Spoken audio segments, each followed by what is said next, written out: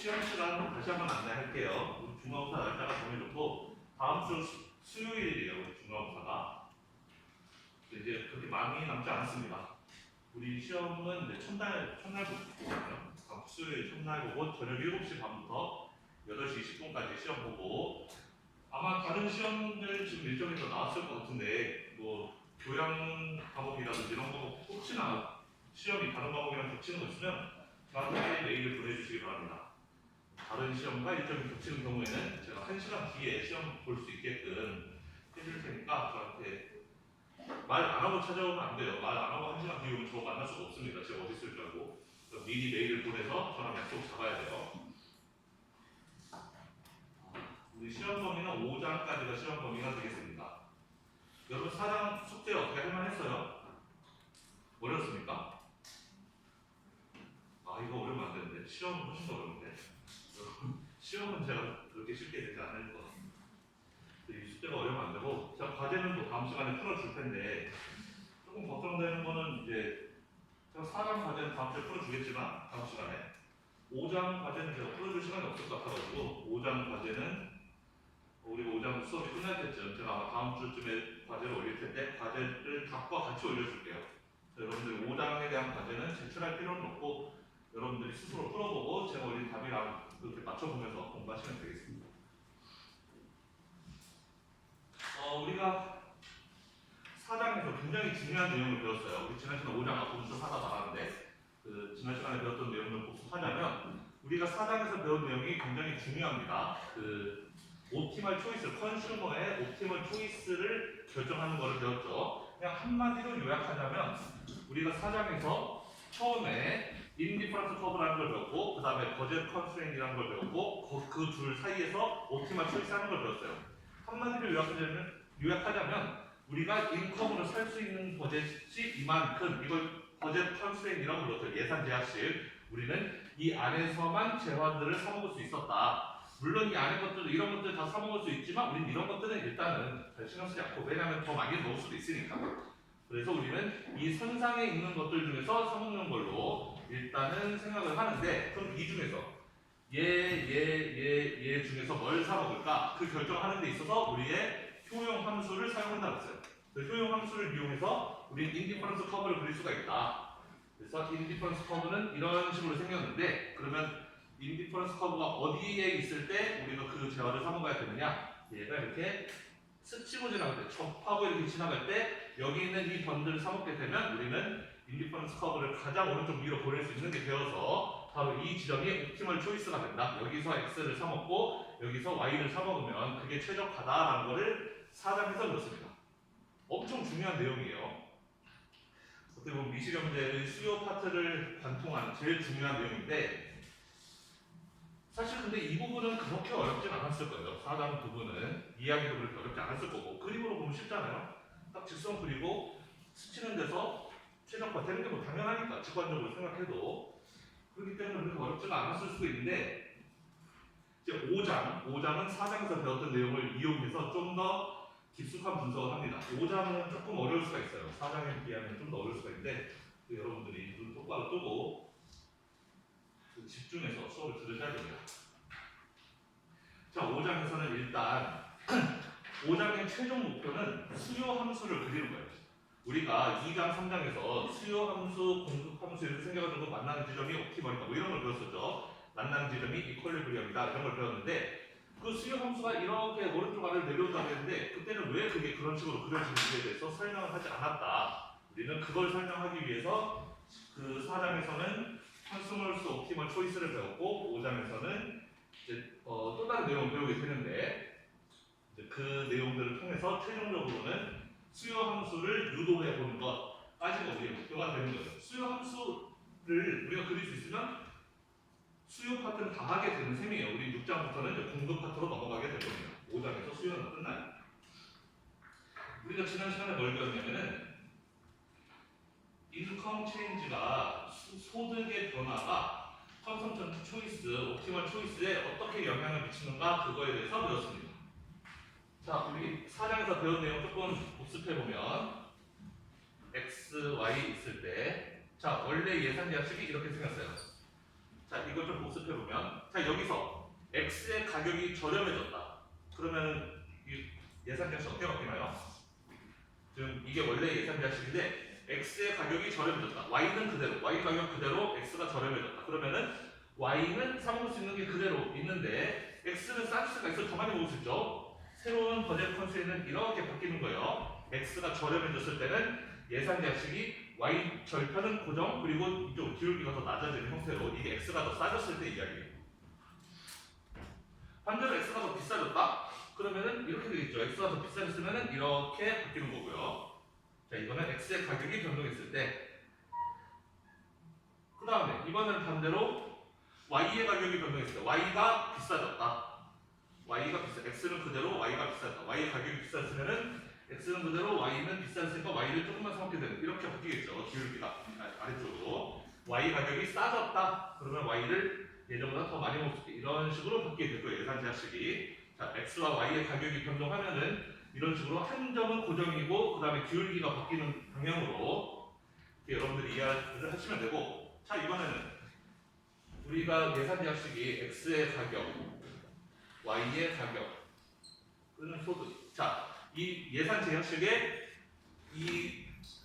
이 함수에 영향을 미치는 요인들이 X의 가격, Y의 가격, 소득 이렇게 세 개죠. 우리는 지금 X와 Y에 대해서 그림을 그리고 있으니까요. X와 Y에 대해서 그림을 그리는데 거기에 영향을 미치는 숫자들이 X 가격, Y 가격, 소득이에요. X 가격 변동에 대해서 그래프가 어떻게 바뀌는지, Y 가격 변동에 대해서 그래프가 어떻게 바뀌는지 방금 이야기했고 그러면 소득에 대해서 그래프가 어떻게 바뀌는지 그 얘기를 해야 되겠죠. 소득이 늘어나면 어떻게 바뀌느냐? 그럼 얘네 둘이 기울기를 결정하는데 이 둘은 변하지 않으니까 기울기는 그대로 일정해요. 소득이 늘어나면은 우리는 사먹을 수 있는 게 X, Y 둘 다 늘어나서 이렇게 평행하게끔 이 그래프와 기울기가 같이 평행하게 이렇게 바깥쪽으로 이동하는 거 이게 소득이 늘어났을 때 이야기예요. 반대로 소득이 줄어들면 안쪽으로 줄어들겠죠. 소득이 줄어들면 X, Y 둘 다 조금만 사먹어요. 평행하게 이렇게 안쪽으로 들어오게 됩니다. 그래서 우리 이 그래프를 보면 이게 녹색의 그래프가 원래 녹색 직선이 원래의 예상자식, 빨간색은 새로운 예상자식, 인컴이 라이즈 세서 소득이 증가했어요. 그래서 소득이 증가했으니까 원래 예상자식에서 바깥쪽으로 평행하게 이렇게 이동한 거죠.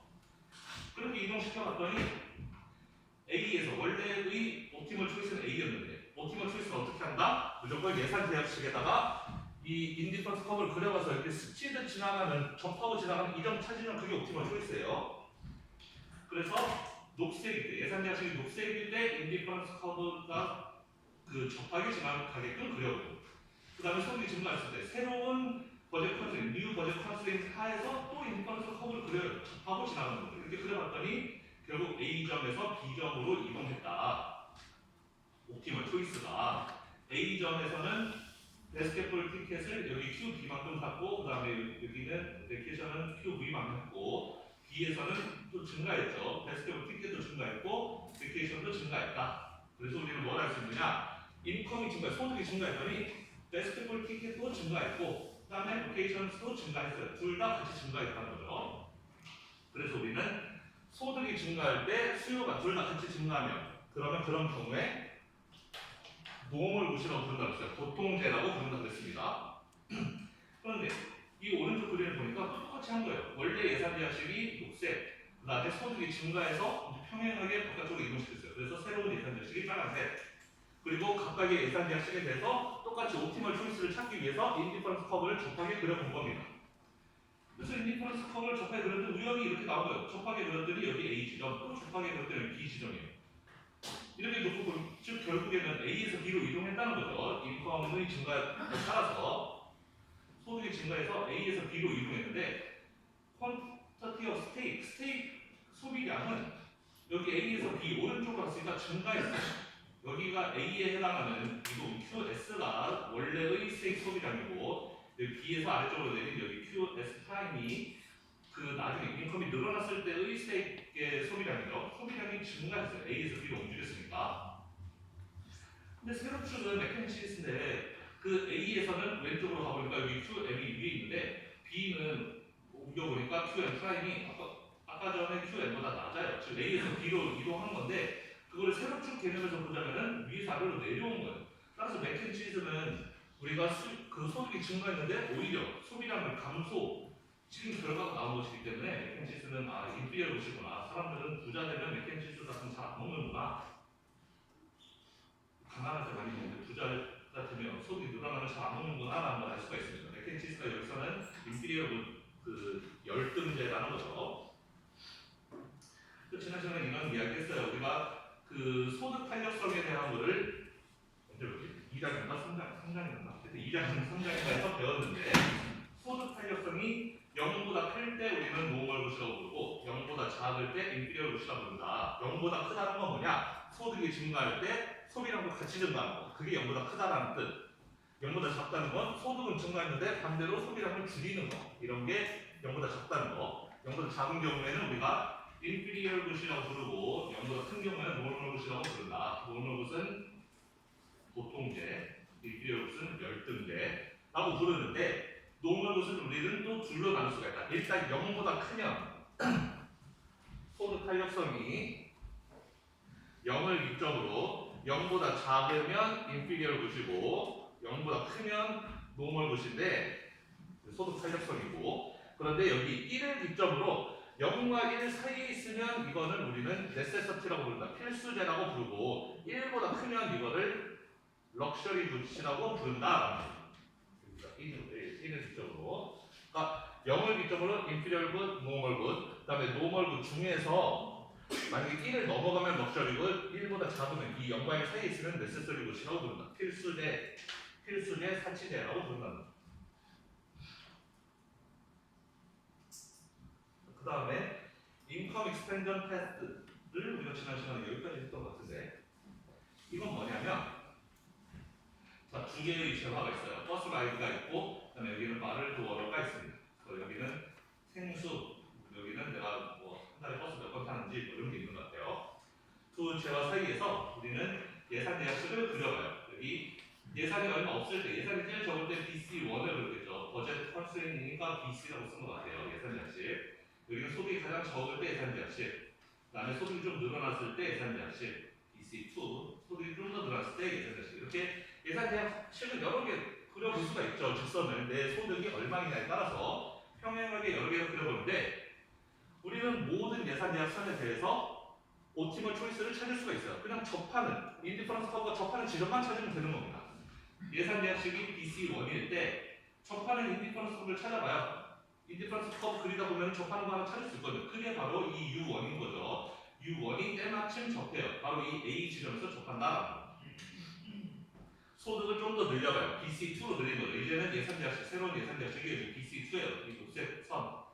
그럼 이 선에 또 걸맞는, 이 선에 접하는 그 무차별 곡선을 또 한번 그려봅니다. 그래서 찾은 게 U2죠. 이 U2가 마침 이 예산 대략식에 그 접하게끔 이렇게 그려지는 거예요. 여러분, 모든 예산 대략식에 접하는 무차별 곡선은 하나만 나올 수가 있어요. 두 개 이상은 나올 수가 없어요. 무조건 한 개예요. 뭔 소리냐면 예산 대략식이 하나 있으면 예산 대략식이 이렇게 딱 정해져 있으면은 여기에서 우리가 찾을 수 있는 옵티멀 초이스라는 건 이렇게 효용 무차별 곡선이 이렇게 딱 접하고 지나가는 지점이에요. 이 지점은 하나밖에 나올 수가 없어요. 뭔 소리냐면은 우리는 무차별 곡선이 또 이렇게 생긴 거는 이렇게 있을 수가 없다라는 거예요. 하나만 있고 두 개는 존재할 수가 없다. 왜? 무차별 곡선은 겹칠 수가 없다고 그랬죠. 지금 이렇게 그려버리면 이 지점에서 겹치게 되잖아요. 무차별 곡선은 그냥 이런 식으로만 그릴 수가 있는 거지 이렇게 되는 무차별 곡선이라는 건 존재하지 않는단 말이에요. 우리 예전에 배웠죠. 따라서 예산 대략식 하나를 두면 거기에 접하게끔 그릴 수 있는 무차별 곡선은 무조건 하나예요. BC1이라는 예산 대략식을 줬을 때 무차별 곡선이 접하는 지점은 A 하나밖에 나올 수가 없고 다른 지점에서는 절대로 접할 수가 없다는 거예요. BC2라는 예산 대략식을 주면 거기 무차별 곡선이 접하는 지점은 반드시 B 하나, 다른 건 있을 수가 없다. 다른 무차별 곡선이 이렇게 접하게끔 또 다른 무차별 곡선이 접하는 BC2에 접하는 그런 지점은 찾을 수가 없다는 거예요. B가 유일한 지점이다. BC3에 대해서 소득이 좀 더 늘어났을 때 역시 무차별 곡선이 접하는 지점은 C 한 점이다. 자, 이런 식으로 BC1부터 BC5까지 다 찾아봤어요. 이렇게 해놓고 그러면은 이 A, B, C, D, E를 이렇게 읽는 거죠. 우리가 우리가 소득이 증가함에 따라서 어떤 옵티멀 초이스가 어떻게 따라가는가 그 패스를 찾아가는 거를 인컴 익스펜전 패스라고 부릅니다. 한국 이름으로 제가 잘 모르겠는데 여러분들 책 찾아보시면 우리 말로 나올 거예요. 아마.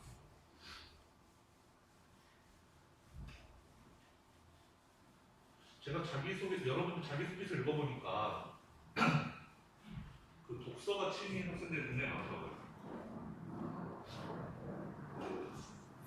아무래도 그 코로나 팬데믹의 영향이 집에 있는 시간이 많다 보니까 책 읽는 학생들이 많은 것 같은데 여러분 책 좋아하시면 우리 미시경 책도 좀 읽어주세요. 재밌는 내용이 많은데 물론 그거를 산다고 해서 저한테 들어온 돈이 1원도 없지만 저는 좀 추천하는 책입니다. 여러분들 만약에 저한테 재밌는 책 하나 추천해 주세요 하면 저 미시경제학 교과서라고 이야기해드립니다. 왜냐하면 재밌는 내용들이 많아요. 우리 수업 시간에 배우는 이런 재미없는 거 말고도 그런 응용이나 애플리케이션 재밌는 게 많으니까 읽어보시면 좋은데 책과 동행해서 공부하면 더 좋을 것이다. 그렇고 자 그래서 이렇게 이 노란 선을 인컴 익스펜전 패스라고 불러요. 내가 예산대학식 하나 정해주면은 어디가 옵티멀 초이스인지 그건 무조건 한 점만 나오게 되어 있는데 그런 점들을 다 이어놓은 거. 즉 이 노란색 점들은 뭐냐? 나의 옵티멀 초이스들을 다 모아놓은 거예요. 이해가 되나요? 나의 모든 옵티멀 초이스를 다 모은 거예요. 소득에 따른 옵티멀 초이스를 내가 예산대학식이 여기라면 여기서 소비할 거고 이거라면 여기서 소비할 거고 이거라면 여기서 소비할 거고 이런 것들을 다 이어놓은 거. 이게 인컴 익스펜전 패스라는 거죠. 노란색 선이 인컴 익스펜전 패스인데 이거는 나의 모든 옵티멀 초이스를 모아놓은 거. 나는 다른 지점에서는 절대 소비하지 않는다는 거예요. 나의 최적의 소비는 전부 다 이 노란색 선을 따라가게 되어 있다라는 겁니다.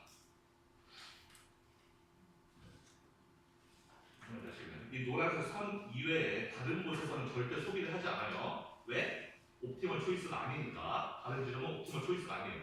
이 노란색 선 상에 있는 모든 점들이 바로 내 옵티멀 초이스들이다라는 겁니다.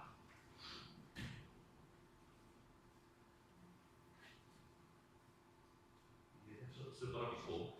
그러면 우리 지난 시간에 이거 배웠나요? 제가 기억이 안 나가지고 이거 했나요? 우리 지난 시간에 딱 여기까지만 배웠나요? 그렇다면 제 기억이 안 나요. 하여튼 자 그러면 엔겔 커브라는 게 있어요. 뭐냐면 이거는 세로축에 인컴을 쓰고 가로축에는 그 소비량, 수요량이라고 해도 되는데 개인의 소비 수요량을 쓴 거예요. 세로축에 소득, 그다음에 가로축에는 소비량을 쓴 겁니다. 우리 그 일반적으로 수요 공급 그릴 때 수요 공급할 때 세로축에 프라이스, 가로축에 퀀터티 이렇게 쓰잖아요. 그래서 수요는 이렇게, 공급은 이렇게 했었죠. 자, 이건 엔겔 커브는 좀 달라요. 가로축은 똑같아요. 가로축은 수요량인데 세로축이 프라이스가 아니라 인컴이라는 거예요. 세로축에 인컴을 쓰고 그래프를 그리는 거를 엔겔 커브라고 부른다는 겁니다.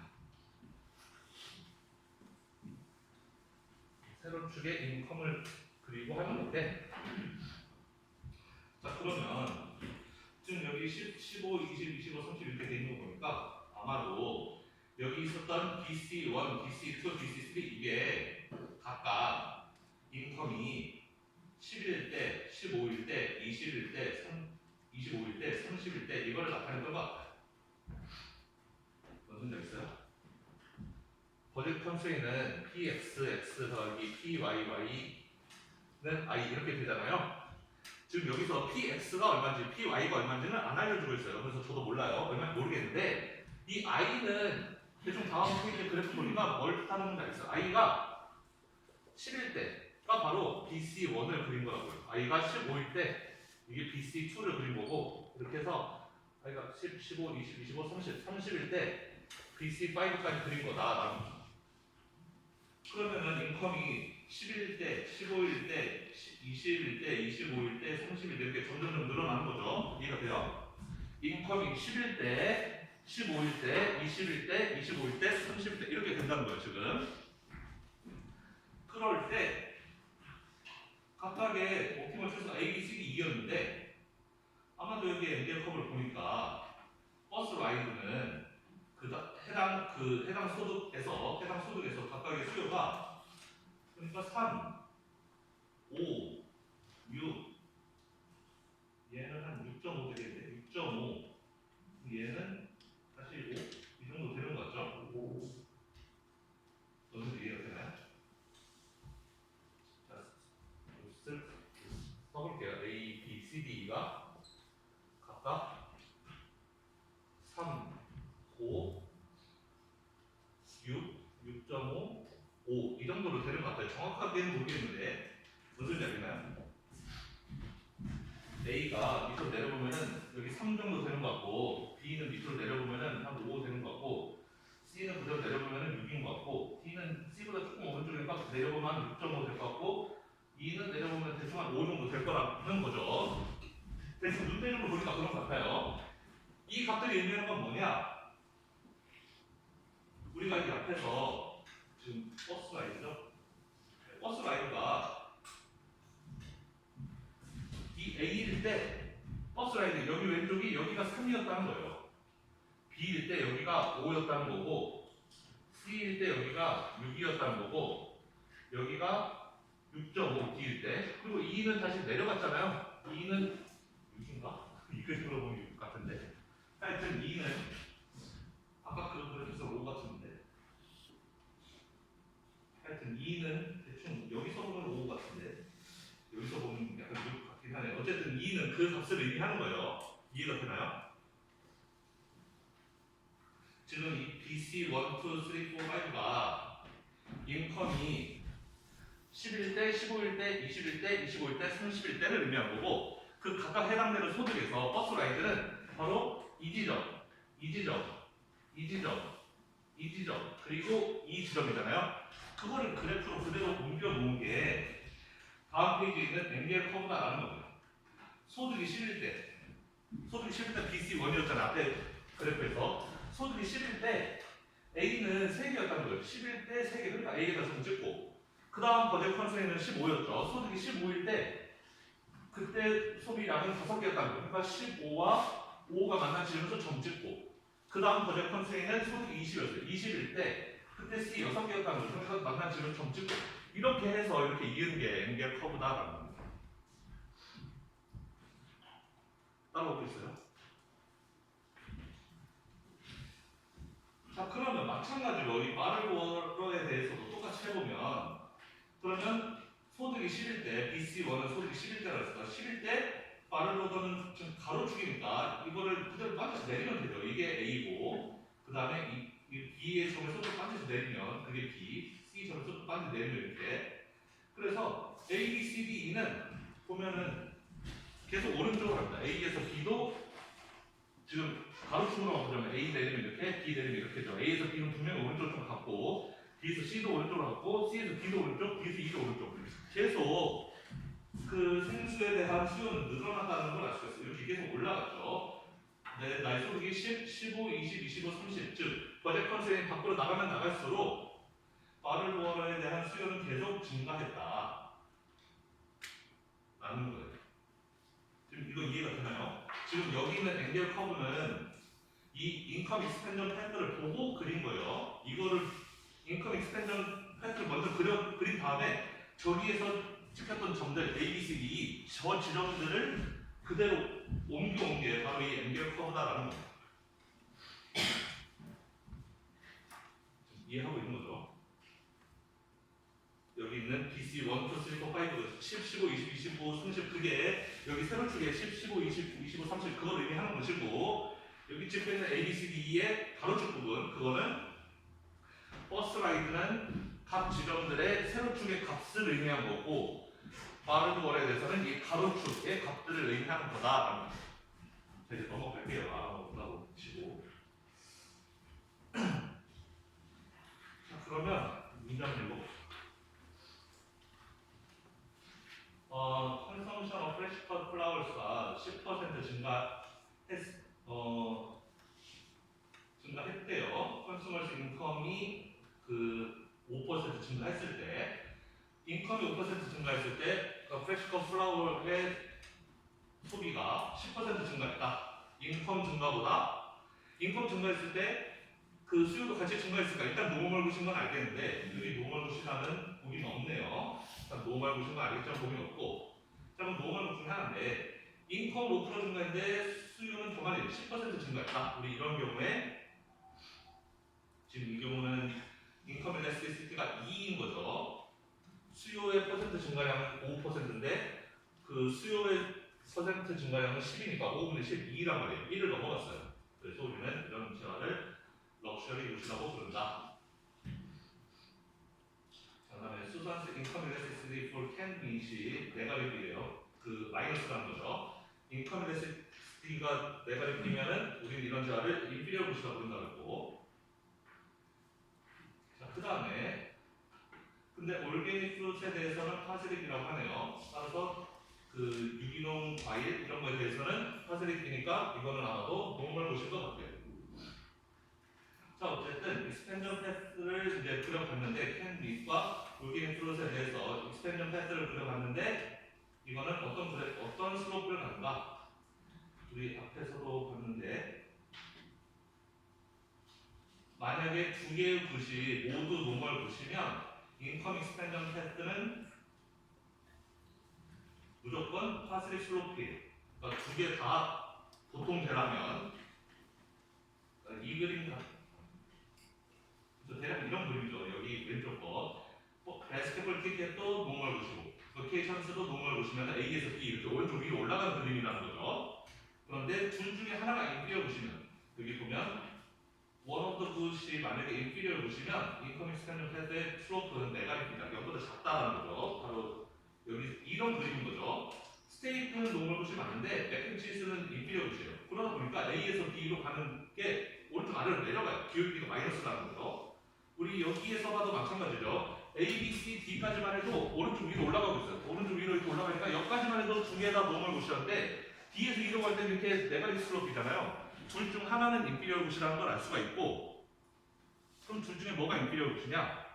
빠른 보아로는 인피리어 굿 아니죠. D에서 E를 오른쪽으로 증가했으니까 아마 버스 라이드가 D에서 E로 아래로 내려갔으니까 버스 라이드가 A, B, C, D까지는 노멀 굿이었지만 D에서 E로 갈 때는 인피리어 굿이었다.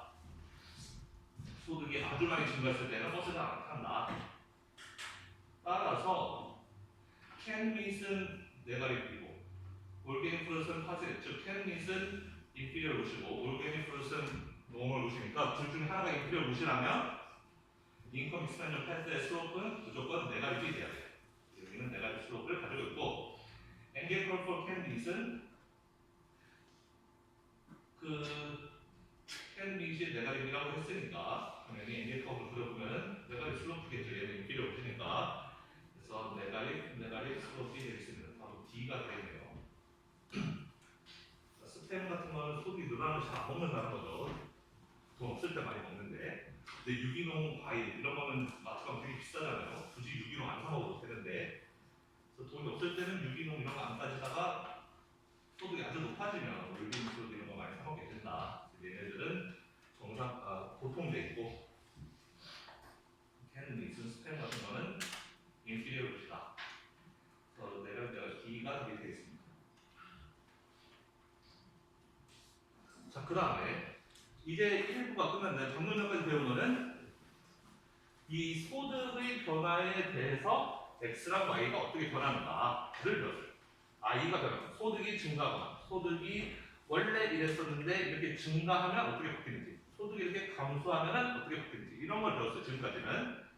거기까지는 어떻게 보면은 아주 중요하지 않은 부분이었을 수도 있어요. 왜냐면 우리가 지금 최종적으로 하고 싶은 거는 수요 함수를 유도해야 되는 거였잖아요. 근데 수요 함수라는 것은 아까도 이야기했지만 가로축의 수량, 세로축의 가격을 놓고 이렇게 그리는 거란 말이에요. 우리가 알고 싶은 거는 수요 함수라는 것은 수량이 가격에 대해서 어떻게 변하는가를 알고 싶은 거예요. 최종적으로 원하는 목표는 우리는 디맨드 커브를 그리고 싶잖아요. 우리는 최종적인 목표가 앵겔 커브는 아니었단 말이에요. 앵겔 커브는 소득이 세로축에 있는 거였잖아요. 우리의 최종 목표는 앵겔 커브는 아니었어. 우리의 최종 목표는 얘를 세로축에 얘 있는 거 알고 싶었던 게 아니고 사실 얘가 있는 거를 알고 싶었던 거거든요. 그걸 지금부터 해볼 거예요. 자, 우리는 지금까지는 인컴 체인지스가 컨섬션에 어떻게 영향을 미치는가를 봤는데 지금부터는 프라이스 체인지스가 컨섬션에 어떻게 영향을 미치는가, 가격 변화가 컨섬션에 어떻게 어떻게 영향을 미치는가를 볼 거예요. 그게 더 중요해요. 왜? 수요 곡선은 바로 가격과 수요의 관계를 살펴보는 것이기 때문에 가격의 each price, 이 매번 가격에 대해서 수요량이 얼마인가 우리는 이걸 보는 게 더 중요하기 때문에 지금부터 배우는 내용이 더 중요하다. 수요 곡선을 그리는 데 있어서 직접적으로 영향을 미치는 게 바로 이 부분이다.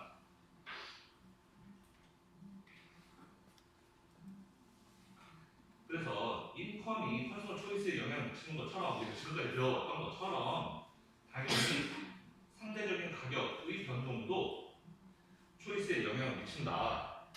얘의 변동이 x, y가 얼마인지에 영향을 미치는 것처럼 얘 가만히 있고 얘 가만히 있어도 px가 어떻게 변하느냐에 따라서 x, y의 선택이 당연히 달라진다라는 거예요.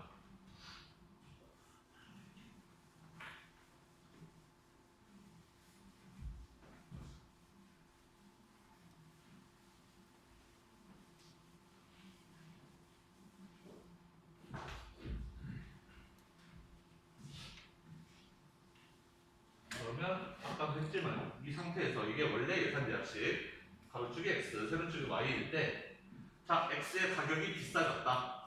x의 가격이 비싸지면 y 그대로 있고 x가 안쪽으로 이렇게 들어온다. 이렇게 된다 그랬죠. x의 가격이 비싸지면.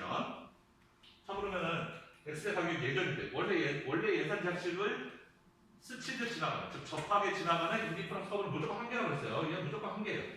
무조건 이 지점 한 개가 있는 것이고 거기서 최종적으로 이제 예산 제약식이 이렇게 바뀌었다. x의 가격이 비싸졌기 때문에 x의 가격이 비싸지게 되면은 바뀌었고 역시 이거를 스치듯 지나가는 인디퍼런스 커브는 하나밖에 없다. 이렇게 된다는 거죠. 그러면은 원래 여기 A 지점에서 여기 B 지점으로 이렇게 이동하게 되는 거 이제 이거에 대해서 배울 거다라는 거예요. 이해가 되죠? 아까는 소득 변화에 대해서 A에서 B로 가는 걸 배웠다면은 이번에는 X의 가격이 변동할 때 A에서 B로 가는 거 이걸 배우겠다. 근데 이 부분은 좀 까다롭습니다. 자, 어쨌든 이 부분은 중요한데요. 왜 중요하냐면 이거를 배워야지 우리가 디맨드 커브를 유도할 수 있어요. 수요 곡선을 유도할 수 있다. 왜냐? 디맨드 커브는 퀀티티 디맨드과 프라이스 사이의 관계를 말해주는 거예요. 그렇기 때문에 퀀티티 디맨드과 인컴 사이의 관계를 말해주는 게 아니고 그거는 엔겔 커브였고 수요 커브, 디맨드 커브라는 것은 그 퀀티티하고 프라이스의 관계를 보여주는 것이기 때문에 우리는 그래서 프라이스 체인지가 컨섬션에 어떤 영향을 미치는가 그거를 본다는 거죠. 디맨드 커브를 그리기 위해서는 우리는 그 체인지 인 프라이스에 대해서 컨슈머들이 어떻게 반응하는지 그거를 이해해야 될 필요가 있다. 밑에는 한번 읽어보시고 그림으로 보면 이해가 쉽습니다. 자, 그래서 우리는 지금 일단 인디비주얼스 디맨드 커브를 그려볼 거예요. 우리가 디맨드 커브를 유도한다고 했는데 시장에서의 디맨드 커브는 가격, 수량 있을 때 여기서 말하는 이 디맨드 커브는 시장 전체의 디맨드 커브를 의미해요.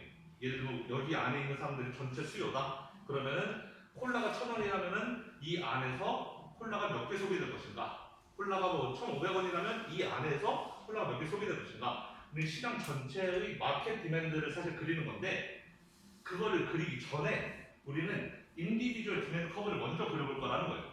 한 명 한 명의 수요 함수를 그려보고 맨 마지막에 마켓 디맨드 커브를 그리기 위해서 그 모든 사람들의 수요를 합칠 거다라는 겁니다. 우리 사장에서 배웠던 것도 여러 사람의 초이스를 보는 게 아니었어요. 한 명 한 명의 초이스를 보는 거예요. 한 사람의 옵티멀 초이스를 보는 거였거든요. 여러 사람의 초이스를 보는 게 아니고 우리가 지금 디맨드 커브를 유도하는 방식은 일단 인디비주얼의 디맨드 커브를 먼저 그려볼 거예요. 한 사람의 선택을 볼 거라는 거예요. 그 한 사람이 콜라가 1,000원이면 한 개 사 먹고 뭐 800원이면 두 개 사 먹고 700원이면 세 개 사 먹고 그 사람이 가격에 따라서 원하는 수량이 있을 거 아니에요? 그거를 인디비주얼 디맨드 커브를 먼저 그린 다음에 그 다음에 그럼 A라는 사람의 그 디맨드 커브, B라는 사람의 디맨드 커브, C라는 사람의 디맨드 커브 그거를 다 합쳐서 우리는 마켓 디맨드 커브를 그릴 거다. 이런 방식으로 배워 나갈 겁니다. 따라서 일단 마켓 디맨드 커브를 가기 전에 우리는 먼저 인디비주얼 디맨드 커브 그리는 거를 먼저 배워볼 거예요.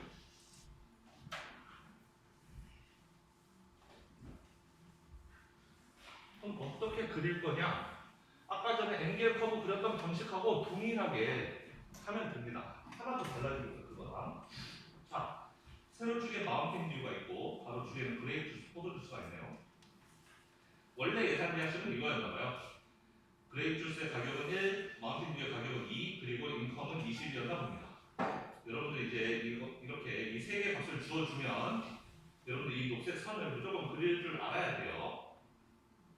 이게 인컴이 20, 포도주스의 가격이 1, 그럼 마운틴듀의 가격이 2. 그러면은 내가 포도주스 안 먹고 마운틴듀만 먹어야지 라고 한다면은 마운틴듀 2달러, 소득은 20, 그러면 10개 사 먹을 수 있구나. 아, 여기 10개에 점 찍고. 내가 마운틴듀 안 먹고 그레이프 주스만 먹어야지 하면은 1달러짜리를 20개 먹을 수 있죠. 20달러 있으니까. 그래서 아, 그레이프 주스는 20개 먹을 수 있구나. 여기 20에 점 찍고. 여기 10과 20 이어버리면 그게 버젯 컨스트레인이죠. 이거는 이제 무조건 그릴 수 있어야 되고 4장에서 배웠던 내용입니다. 자, 어쨌든 아까 설명했던 것처럼 버젯 컨스트레인이 하나 있으면 그거를 스치듯 지나가는 인디퍼런스 커브는 무조건 한 개 있다. 그게 바로 이 지점인가 봐요. 스치듯 지나가는, 접하고 지나가는 게 바로 여기에요. 그레이프 주스는 14개 먹고 마운틴 듀는 3개 먹나 봐요. 이 예상 자식이 이렇게 생겼을 때. 자, 이번에는 프라이스 체인지가 어떻게 컨섬션을 바꾸는지를 볼 거니까 프라이스를 바꿔봅니다. 아까는 PG가, 즉 그레이프 주스의 가격이 1달러였는데 얘를 이번에는 2달러로 바꿔봐요. 가격이 2달러로 바뀌면 아까는 내가 마운틴 듀 안 먹는다 쳤을 때 그레이프 주스를 1달러짜리 쓰면은 내 돈 20달러로 20개 사 먹을 수 있었는데 가격이 2달러로 바뀌면 이제 2달러니까 내 돈 20달러로 10개밖에 못 사 먹죠. 따라서 이제 가로축은 10개까지밖에 못 가는 거예요. 새로운 버젯 컨스트레인트는 여기 10개랑 여기 10개를 이은 이 부분이 되겠죠. 이 빨간색, 여기 가운데 있는 빨간색 이 직선. 이해됩니까? 여기가 이제 새로운 버젯 컨스트레인트이 돼요. 그레이프 포도 주스의 가격이 2달러가 되었을 때. 그럼 역시 새로운 버젯 컨스트레인트에서 얘를 접하게 지나가는 인디퍼런스 커브는 하나밖에 없다. 바로 그 지점이 여기 파란색 점인 거죠. 가로축을 8개, 그다음에 y는 2개를 사먹는 이 지점이 바로 새로운 옵티멀 초이스예요. 그 다음에 이번에는 가격을 또 4로 올려봐요. 그레이프 주스의 가격을 4로 올립니다. 그러면은 내 인컴 20인데 가격이 4달러? 그러면 나는 5개밖에 못 사먹죠. 그래서 가로축 5개까지밖에 못 사먹는 얘랑 얘를 이렇게 있는 게 이제 새로운 버젯 컨스트레인트 예산 제약식. 역시 이 예산 제약식을 스치듯 지나가는 인디퍼런스 커브 하나밖에 없다. 그게 마침 여기였나봐요. 3,4죠. x는 3개, y는 4개 이렇게 먹게 된다. 자, 그러면 우리는 정보를 뭐뭐를 알게 되었느냐. 여기 이걸로부터 인디비주얼 내 디맨드 커브를 그릴 수가 있는데 가격이 얼마일 때 내가 몇 개 사먹느냐. 지금 그레이프 주스를 몇 개 사먹느냐를 보니까 가격이 1달러였을 때에는 나는 14개 사먹었죠. 이거 어떻게 할 수 있어요? 가격이 1달러일 때 버젯 컨스트레인트이 녹색 선이었는데 그때 내가 여기 파란색 지점 아래로 내려오고 14개 사먹었다는 거 나왔잖아요. 그 다음에 가격을 2달러로 올려봤어요. 가격을 2달러로 올려봤더니 그게 가운데 있는 버젯 컨스트레인트인데 이렇게 되어 있는데 그때의 나의 옵티멀 초이스는 그려보니까 여기였다는 거예요. 마운틴 듀는 2개 사 먹었는데 그건 관심 없고 포도주스 몇 개 먹었냐? 포도주스는 8개 먹었다. 8개 먹었다라는 거죠. 가격을 4달러로 올려봤더니 새로운 버젯 컨스트레인트 이거 4에서 인디퍼런스 커브를 스치듯 지나가게 그려보니까 그레이프 주스를 아래로 내려가 3개 사 먹더라. 3개 사 먹더라라는 거죠. 그러면 세로축에 프라이스 쓰고 가로축에는 그레이프 주스를 몇 개 먹었는지 쓴다면은 1달러일 때는 14개 먹었네. 14개. 2달러일 때는 8개 먹었구나. 8개. 4달러일 때는 3개 먹었구나. 3개. 이렇게 좀 찍어서 이것들을 이어서 이렇게 수요 곡선을 그려볼 수 있다는 거죠.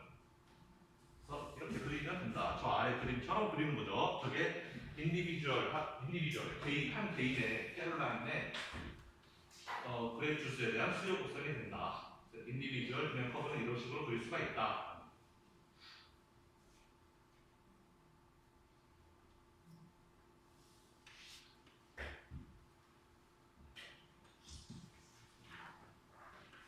그래서 우리 방금 전에 한 것처럼 이렇게 가격이 변동하면 그레이프 주스의 가격이 변동할 때마다 이렇게 그 그레이트스의 가격이 변동할 때마다 그 네 번의 옵티멀 체인지를 찾아서 옵티멀 초이스를 찾아서 이렇게 디맨드 커브를 그렸는데 여기서는 뭘 이야기하는 거냐면 그럼 만약에 우리가 이거 2장에서 했던 이야기인데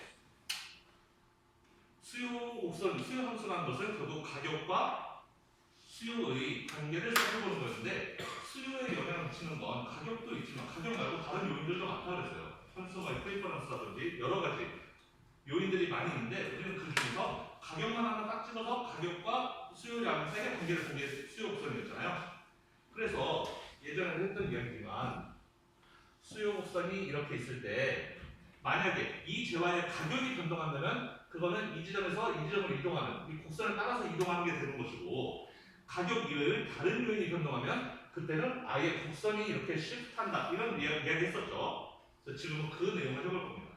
만약에 다른 컨슈머 프리퍼런스라든지 인컴이라든지 예를 들어서 다른 요인들이 바뀌게 되면 체인지하게 되면 디맨드 커브는 시프트 할 거라는 건데 이제 그 과정을 한번 보겠다라는 거예요. 그래서 마운틴 뷰랑 그레이트스를 가지고 하는데 여기 보면은 만약에 이제 한번 떠올려 보라는 거죠. 캐롤라인이 원래는 마운틴 뷰의 맛을 좋아했는데 근데 이전에는 리미트 컨섬션을 했다는 거예요. 뭔가 좀 좋아하긴 하는데 많이 먹지 않았다. 왜? 하이 프럭토스 콘 시럽 때문에 이게 안에 설탕이 너무 많이 들어있나? 싶어가지고 과당이 너무 많은가 싶어서 이거 많이 먹으면 살찌겠구나 싶어서 많이 안 먹었다는 거죠. 일부러 마운틴 뷰의 소비를 줄이고 있었는데 근데 콘 리파이너스 어소시에이션에 따르면 콘 시럽이 그렇게 나쁜 게 아니다. 케인 슈가랑 똑같은 거라서 사탕수수 설탕이랑 똑같아서 이거 먹어도 괜찮다. 뭐 그런 소문을 내가 들었다는 거죠.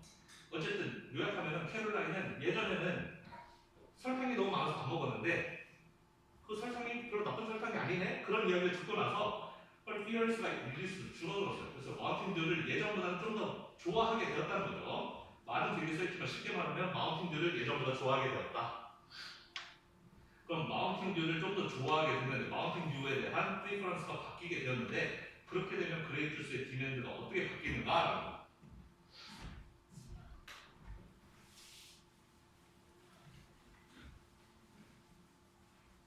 그러면 뭐 결과 놓고 이 부분은 왜 있는지 잘 모르겠는데 자 그러면 원래 버젯 컨스트레인에서 인디퍼런스 커브가 이렇게 스치듯 지나갔다고 쳐봅시다.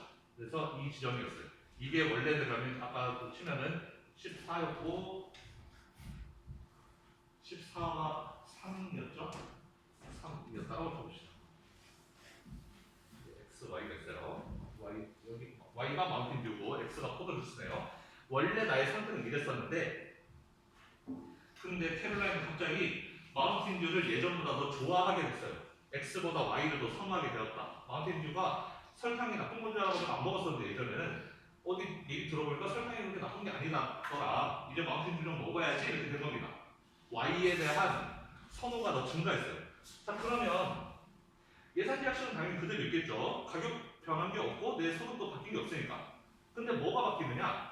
나의 선호가 바뀌었어요. 예전에는 Y를 별로 좀 내가 억지로 좀 자제하고 있었는데 이제 Y에 대한 자제를 할 필요가 없다. Y 좀 더 먹어도 된다.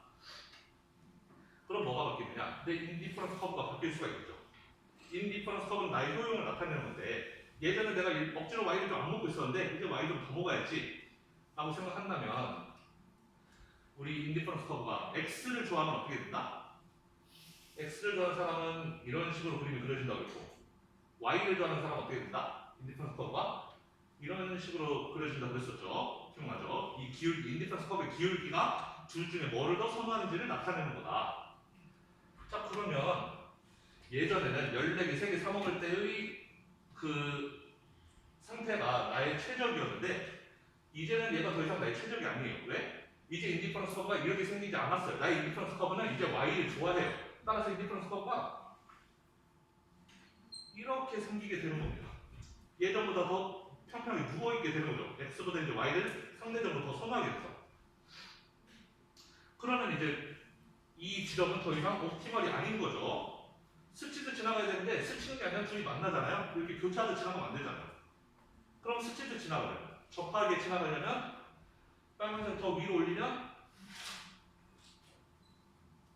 이런 식으로 삼게 되겠죠. 이 지점으로 가게 될 거다라는 거예요. 마운틴 듀에 대한 나의 선호가 바뀌었기 때문에 원래 옛날에 마운틴 듀가 안 좋은 거라고 생각했을 때는 여기서 소비를 했었는데 이제 마운틴 듀 그렇게 나쁜 거 아니네? 라고 마음을 바꿔서 먹으니까 이제는 나의 새로운 소비가 여기로 바뀌었다. 아마도 그게 9개라는 것 같네요. 그게 9개라는 겁니다.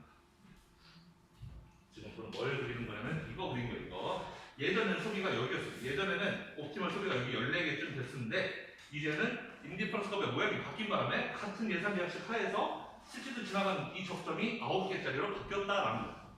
여기로 이동했다. 그래서 예전에는 똑같은 가격이 1달러였을 때 1달러였을 때 옛날에는 14개 사먹던 게 이제는 9개 사먹는 걸로 바뀌었다. 그리고 수요 곡선으로 옮겨보면은 가격이 1달러였을 때 예전 수요 곡선은 14개까지 지금 여기 지점 이 지점 예전에는 14개 여기 14개예요. 앞서 있는데 14개 사먹었었는데 이제는 같은 가격이 같은 1달러 가격에서 이제는 9개만 사먹는다. 다른 지점에 대해서도 똑같이 그려본다면은 원래 우리가 아까 그렸던 이 앞 슬라이드에서 그렸던 디맨드 커브가 D1 이거였는데 이제 이 새로운 그러니까 나의 프리퍼런스가 바뀌게 된 이후의 디맨드 커브는 이 D2가 된다. 그래서 우린 이렇게 그려봐도 알 수 있듯이 마틴 듀에 대한 나의 선호가 더 좋아지는 경우에 저렇게 수요 그 포도주스에 대한 수요 곡선이 왼쪽으로 시프트한다는 걸 볼 수가 있다. 그래프가 D1에서 D2로 이렇게 시프트했다라는 겁니다. 쉽게 말하면 포도주스에 대한 수요가 줄어들었다라는 걸 얘기하는 거죠. 마운틴 듀, 포도주스 어떻게 보면은 좀 둘 중에 하나 고르는 약간의 대체제 성격을 가지고 있는 것인데 그런데 마운틴 듀가 그렇게 나쁜 게 아니래. 그럼 마운틴 듀 더 많이 사 먹으면 굳이 포도주스 많이 사 먹을 필요가 없는 거잖아요. 그래서 우리는 직관적으로도 수요가 줄어들 거라는 건 알고 있지만 그걸 좀 분석적으로 설명해 보면 저렇게 그림을 그려서 이야기할 수가 있다. D1에서 D2로 왼쪽으로 시프트하는 거를 이런 식으로 분석적으로 이야기해봤다라는 거.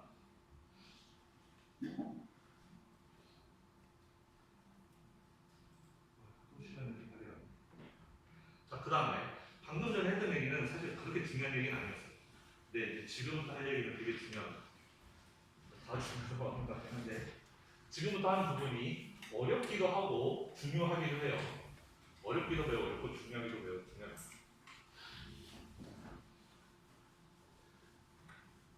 자, 우리는 다시 이제 여기로 돌아가서 가격이 1일 때 14개 사먹고 가격이 2일 때 8개 사먹고 가격이 3일 때 가격이 4일 때 3개 사먹고 그걸 이렇게 수요순으로 바꾸는 것까지 했어요. 가격이 변동할 때마다 각각 나의 수요가 어떻게 변하는지 여기 14개에서 8개로 8개에서 3개로 어떻게 변하는지 그걸 했는데 그 14개에서 8개로 그 변하는 과정을 우리는 이제 줄로 나눠서 볼 거예요.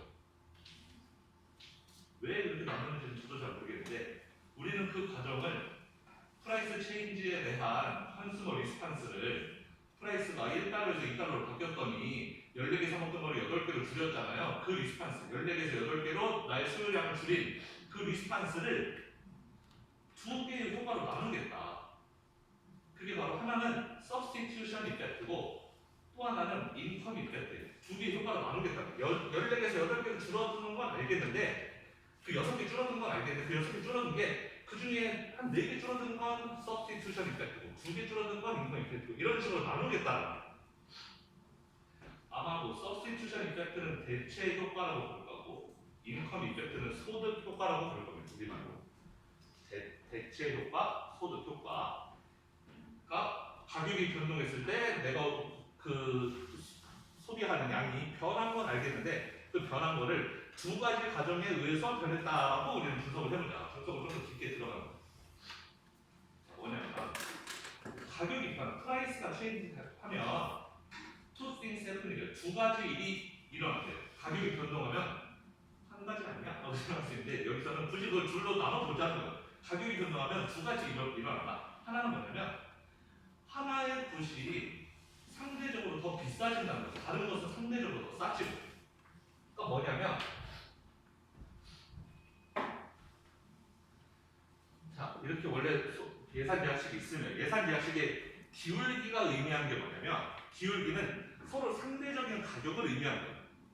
기울기가 의미하는 거 서로 상대적인 가격을 의미한다는 거예요. 예를 들어서 가격이 X도 2달러, Y도 2달러, 나의 소득은 10 이러면 우리 이거 그리고 기울기가 마이너스 1이겠죠? 이건 알죠? 근데 만약에 둘 다 2달러가 아니라 둘 다 1달러야.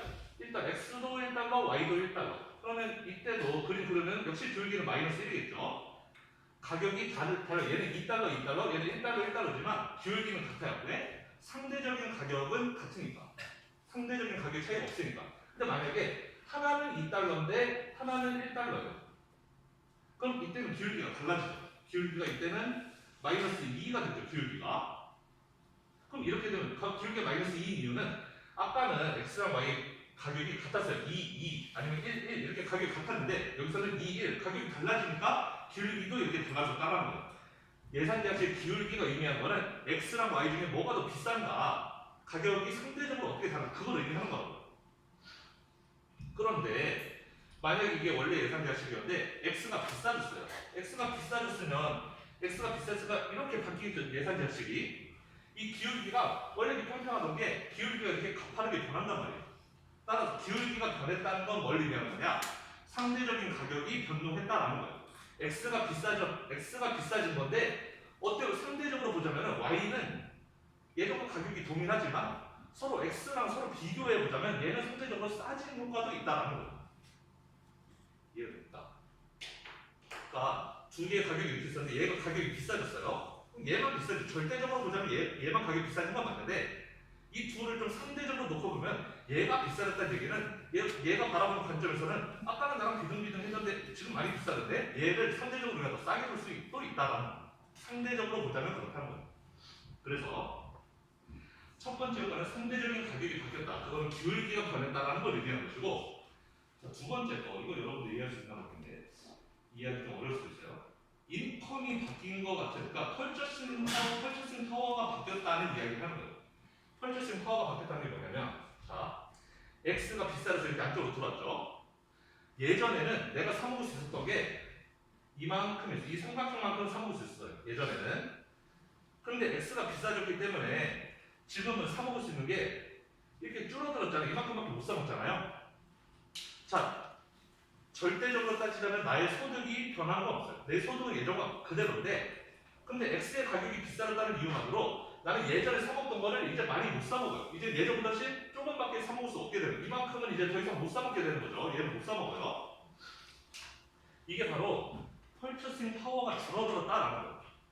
나의 절대적인 소득은 줄어든 게 아니지만 여러분들 요즘 세상 생각하면 돼요. 물가가 막 이렇게 치솟는 경우에 내 월급은 예전과 동일하지만 예전만큼 많이 사 먹을 수가 없어요. 물가가 너무 비싸져가지고 예전만큼 많이 못 사 먹거든요. 그거는 내 월급은 떨어지진 않았지만 요즘 사람들 불만 되게 많잖아요. 물가가 자꾸 치솟는데 내 월급은 그대로다. 내 월급 그대로인데 왜 불만이야? 펄처싱 파워가 줄어들었기 때문에 불만인 거예요. 물가가 올라가지고 예전만큼 많이 못 사 먹는 거예요. 즉 상대적으로 생각하면 소득이 줄어든 것 같은 느낌이 든다라는 거예요. 나의 소비할 수 있는 양이 줄어들었으니까. X가 비싸지면 내 소득이 예전과 같다고 하더라도 나의 소득이 줄어든 거나 마찬가지의 효과다라는 게 펄처싱 파워가 바뀌었다라는 거예요. 그게 바로 소득 효과를 나타내는 거예요. 위에 거가 substitution effect를 말하는 거라면 아래 거는 income effect를 말하는 거다. 그래서 자 우리는 원래 가격이었을 때 이 지점에서 사 먹고 새로운 가격일 때 이 지점에서 사 먹는 건 알겠는데 여기서 이렇게 바뀌는 거 이거는 알겠는데 그거를 두 가지 효과로 나눠보자. 하나는 원래 예산대학식에서 기울기가 바뀌었다는 거 그 기울기 바뀐 것 때문에 이동한 효과 그거를 대체 효과라고 부르고 substitution effect이라고 부르고 그 다음에 기울기가 또 변했지만 어쨌든 이 전체 버젯 컨스트레인이 안쪽으로 들어갔다라는 거예요. 기울기는 일단 둘째 치고 예전에는 이만큼 사 먹을 수 있었는데 이게 안쪽으로 이렇게 들어갔다는 것은 내 소득이 줄어든 것 같은 효과도 있다는 거죠. 그래서 그 인컴 이펙트 둘로 나눠보자 라는 거죠.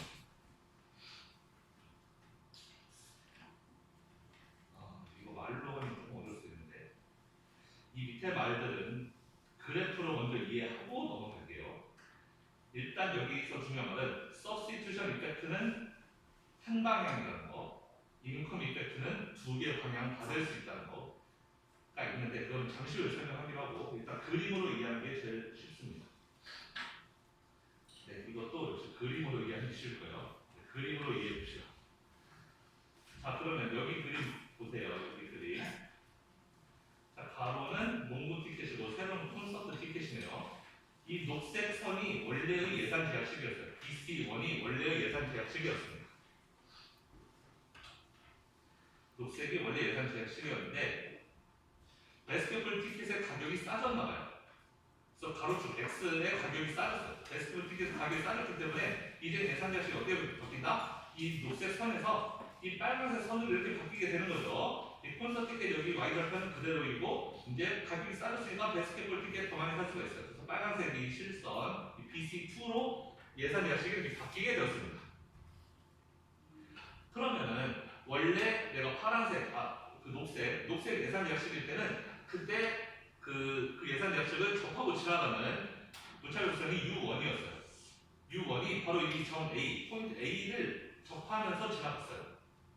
그랬는데 새로운 예산 계약식 BC2에서는 이제 새로운 인디퍼런스 커브 U2가 여기 B에서 접하고 지나갔어요. 즉 A에서 B로 이동했다는 거죠.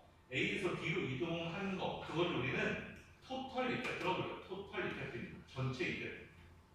결과적인 이펙트. 원래 예산 계약식에선 A를 사먹었는데 바뀐 예산 계약식에선 B를 사먹으니까 A에서 B로 간 거. 그걸 토털 이펙트라고 하는데 우리는 그 토털 이펙트를 지금 둘로 나누겠다. 서스티튜션 이펙트와 인컴 이펙트로 나누겠다라는 것이고, 그럼 어떻게 나누느냐? 그림 잘 보세요. 자, 이 새로운 예산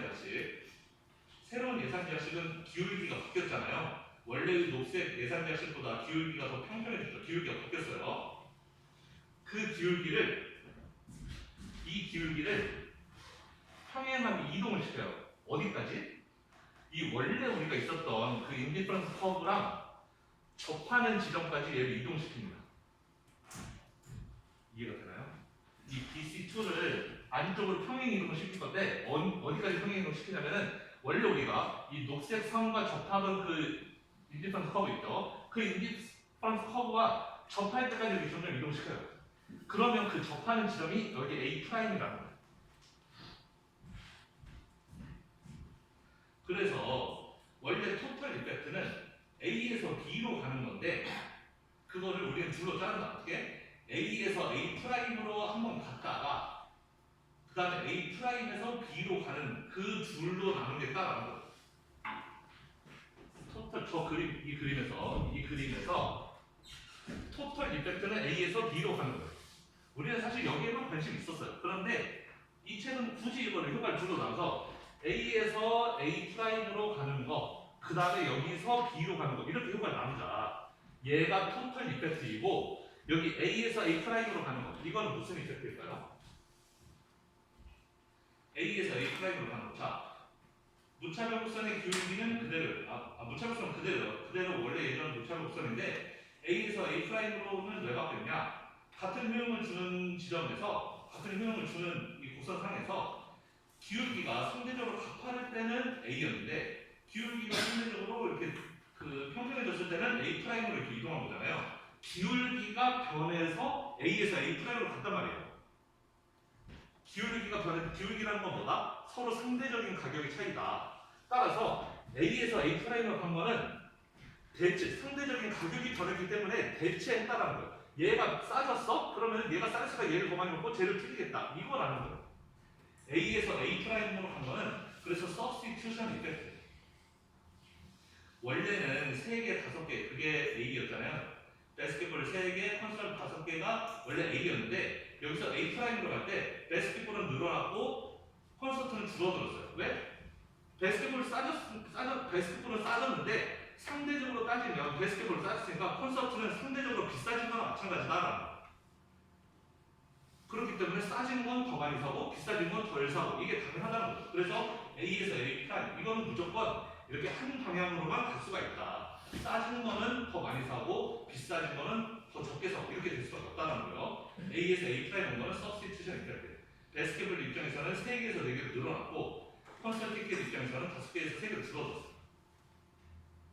자, 그럼 이거는 A 프라임에서 B로 가는 거.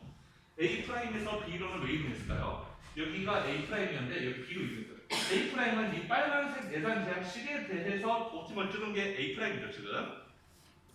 알겠나요? 이 A는 녹색 예산 제약식에 대해서 찍은 게 A고 A'은 이 빨간색 점선 이거에 대해서 찍은 게 A'이에요. 그런데 A'에서 B로 한 거는 즉 예산 제약식이 빨간색 점선에서 빨간색 실선으로 바뀌었을 때 A'에서 B로 가는 거예요. 그럼 이거는 우리가 아까 전에 배웠던 평행하게 예산 제약식이 평행하게 이동했을 때 옮겨가는 이펙트잖아요. 그러니까 A'에서 B로 가는 이 이펙트는 인컴 이펙트라고 부르는 거예요. 나의 소득이 더 커졌다는 거예요. 지금 나의 실질적인 절대적인 소득은 바뀐 게 아니지만 바스켓볼 티켓의 가격이 싸졌기 때문에 바스켓볼을 더 많이 사 먹을 수가 있게 되고 그거는 나한테 어떻게 보면은 상대적인 소득이 늘어나는 효과를 준다는 거예요.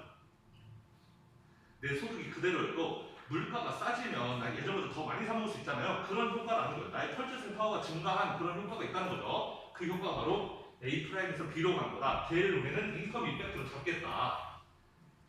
그래서 A에서 B로 가는 그 과정을 중간에 A'이라는 하나 잡아서 서스티튜션 이펙트와 인컴 이펙트 이 둘을 합치면 이렇게 전체 A에서 B로 가는 토탈 이펙트가 된다 라고 하는 겁니다.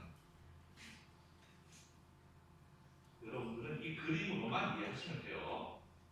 그래서 여기 인컴 이펙트는 A'에서 B로 가는 거죠. 4개에서 5개로 가는 거 그리고 컨설팅팀 입장에서 보면은 3개에서 6개로 늘어나는 거.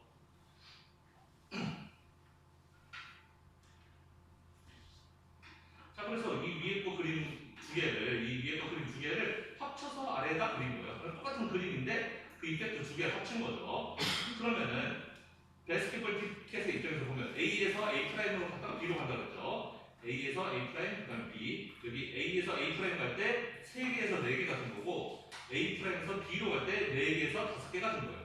결과적으로는 3개가 5개로 바뀐 A에서 B로 가는 거 보면 3개에서 5개로 가는 건데 그거를 3에서 4 증가한 거, 4에서 5 증가한 거를 따로따로 나눠서 보겠다. 3개에서 4개가 된 것은 대체 효과 때문에 3개에서 4개가 된 거고 4개에서 5개가 된 거는 나의 펄처싱 파워가 증가해서 인컴 이펙트 때문에 4개에서 5개가 됐다. 자, 컨설팅팀 입장에서 보면 좀 더 명확해져요.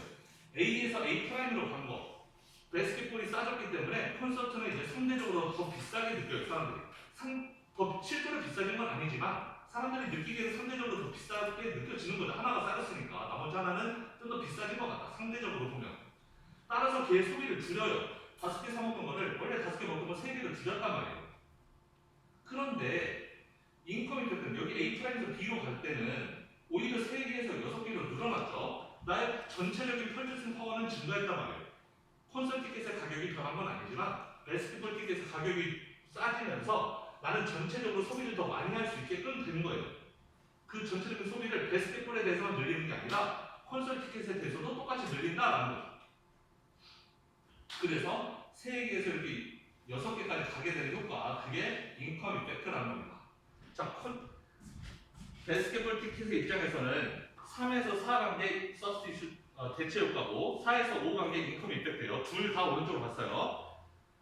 대체 효과, 소득 효과 이렇게 둘 다 오른쪽으로. 컨설팅 티켓은 전체 토탈 이펙트로 따지면 원래 5개 사 먹다가 6개로 5개에서 6개 한 개 증가한 거거든요. 토탈 이펙트로 치면. 근데 그거를 나눠보자면 대체 효과 때문에 2개가 깎였어요. 처음에 마이너스 2였는데 인컴 이펙트 때문에 플러스 3이 된 거예요. 3에서 6으로 올라갔잖아요. 대체 효과가 마이너스 2, 소득 효과가 플러스 3, 그래서 합쳐서 플러스 1이 되었다. 그게 토탈 이펙트를 나타내는 겁니다.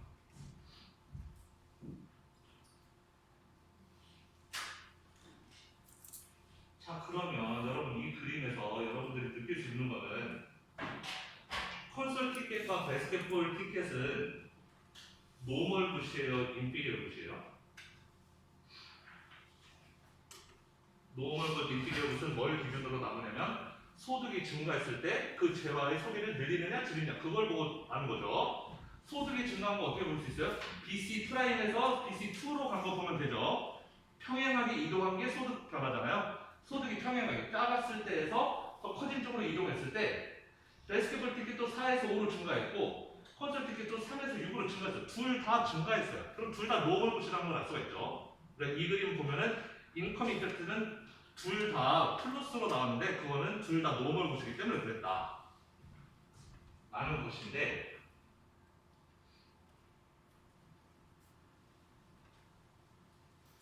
여기 보면 이 경우 가로축은 라멘 노들이고 세로축은 스테이크예요. 원래 버젯 컨스트레인이 BC1이었고 이번에 라멘 누들 컵라면이 싸졌다고 칩시다. 컵라면이 예전보다 가격이 싸졌어요. 원래 나 컵라면하고 스테이크 사먹는데 컵라면 가격이 싸져서 이제는 새로운 예산 자식이 이렇게 BC2로 증가했어요. 오른쪽으로 이렇게 이동했죠. 그래서 나의 소비가 원래는 A에서 이렇게 B로 이동했어요. 둘 다 늘어나는 쪽으로 갔네요. 근데 그림 보면은 라면에 대한 그 소비가 많이 늘진 않았죠. 지금 라면이 컵라면이 싸졌는데 A에서 B 간 거, 여기서 여기 오른쪽으로 간 거 보면은 라면의 소비는 그다지 많이 늘지 않았어요. 지금 그림상 한번 보면 오히려 스테이크 가격이 변하지도 않았는데 얘가 소비가 많이 늘었죠.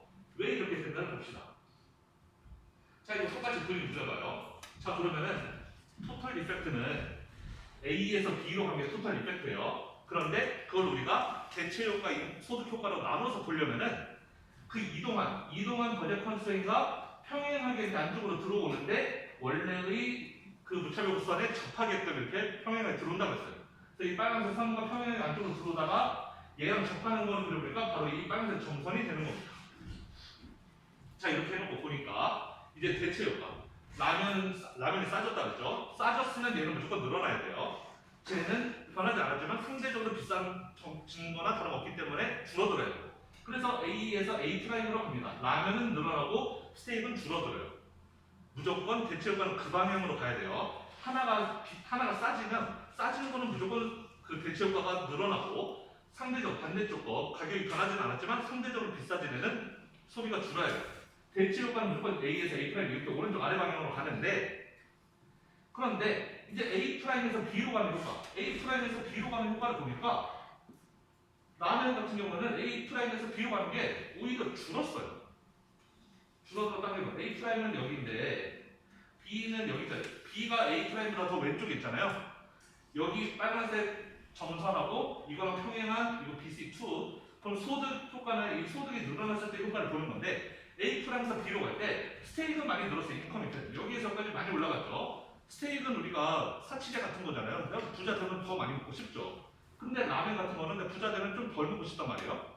그래서 인컴이 증가할 때 오히려 이게 인컴 이펙트가 왼쪽으로 가게 된 경우를 의미하는 겁니다. 그럼 우리는 이걸 보고 뭘 할 수 있다? 아, 라면은 인피리얼 도시구나 라는 걸 알 수가 있죠. 그래서 이야기하고자 하는 건 뭐냐면은 서브스티튜션 이펙트는 무조건 한 방향이에요.